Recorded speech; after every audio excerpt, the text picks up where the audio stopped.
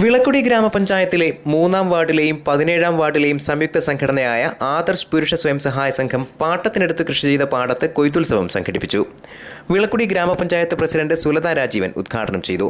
പുരുഷന്മാരുടെ ഒരു സംയുക്ത കൂട്ടായ്മയായി ആദർശ് പുരുഷ സഹായ സംഘം എന്ന പേരിൽ ഒരു സംഘം പ്രവർത്തനം ആരംഭിച്ചിട്ട് അവരുടെ നേതൃത്വത്തിൽ തരിച്ചു കിടന്ന ഈ പ്രദേശത്തെ വയൽ ഏറ്റെടുത്തുകൊണ്ട് അവർ കൃഷി ചെയ്തു. ആ കൃഷിയുടെ വിളവെടുപ്പ് ഇന്ന് കൊയ്ത്തുത്സവമായിട്ട് ഇവിടെ ആചരിക്കുകയാണ്.